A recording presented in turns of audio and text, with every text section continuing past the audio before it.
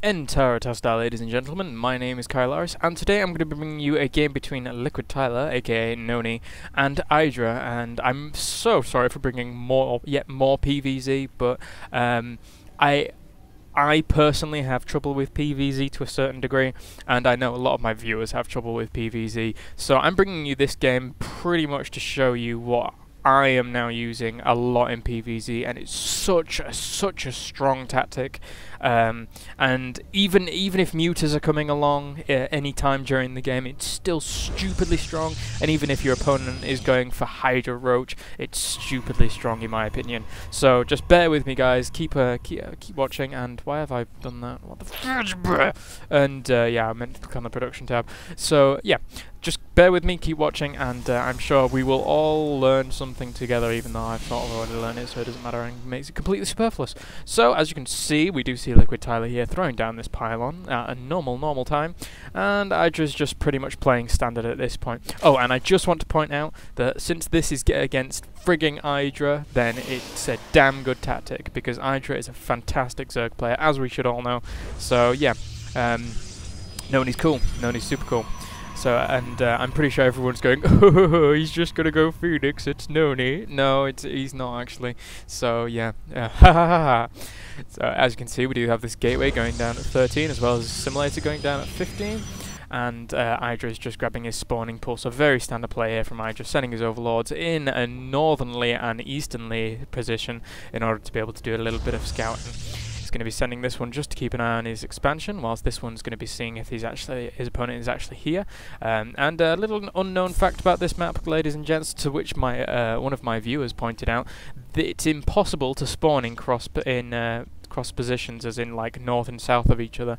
So never scout up there because he's not going to be there, or never scout down there because he's not going to be down there if you're in this position or that position, and vice versa on this side. So as you can see, Noni's just making sure that he doesn't get himself supply locked and getting that cybernetics core at a very standard time. What we're going to see Noni here do in this game is he's going to be going for very fast kind of expo off, I believe 3-gate, I'm pretty sure it was 3-gate, and then he's going to be transitioning into a more 5-gate play and going to be doing a very nice timing push with the energy that he's actually saved up on his sentries. So whilst I personally enjoy doing this kind of play, but with a slightly different tactic, as you can see here, Noni's just delaying that expansion. Very nice use of this pylon here by Noni, and as you can see, we do have a few minerals stocked up for EGIdRA, so he's delayed slightly, but not too much. It's just nice to be able to delay that as long as possible as a Protoss player. So it's always mindful to keep that, use that whilst executing this strategy. So as you can see, we do see warp gates being researched here, as well as a few sentries now coming out. And the great thing about getting sentries, when you actually want to fast expand against a Zerg, is the fact that it takes pretty much all your gas to do, and then you've still got a massive stockpile of minerals up. So you still have units out, and effective units as well against Zerg, especially early pressure Zerg, because Zerglings pretty much don't do anything against sentries, since you can just use force fields to your heart's content.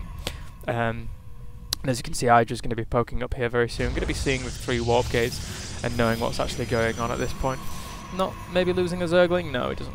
So as you can see, more sentries now coming out at this point for Tyler, and these warp gates are going to be very nicely timed with this cybernetics core. I use this build so much to the point where these gates do come out at a very nice time in comparison to the cybernetics core.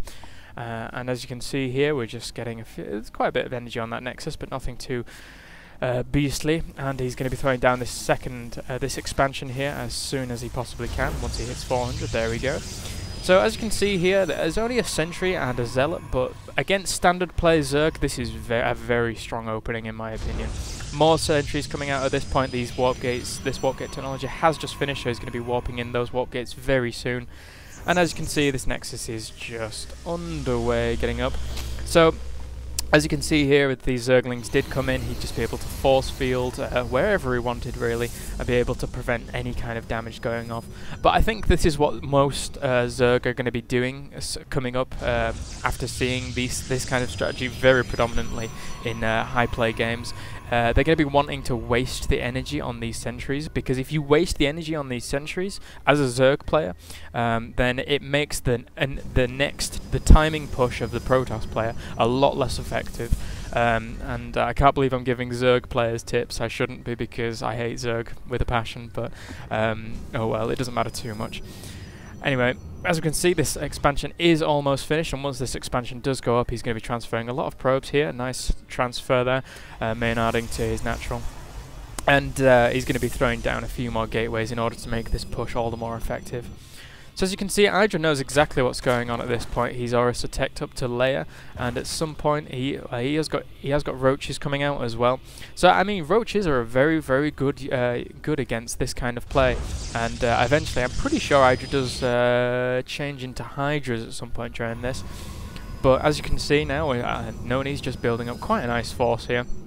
We do see glial reconstitution on the way for EGIdRA, as well as for Numized Carapace for his Overlord. So he's going to be running his Overlords in with that Overlord speed in order to be able to see what Noni is actually up to. And let's have a look. We do see a few more roaches coming out for EGIdRA, just bolstering up here. He does have one spine crawler in defensive position, and as you can see here, Noni's just continuing to make more units up here. I'm surprised he hasn't actually taken another gas. I do take another gas here, but we do see the Spire is also going up, and if you can hear a slurping noise in the background, that's our dog being the most annoying dog in the world. But I suppose that's alright.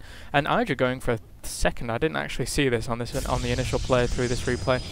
But as you can see now, we're just trying to sack an Overlord, but that Overlord's going to get out in order to be able to see what Noni was actually up to. And as you can see here, these sentries do have a lot of energy.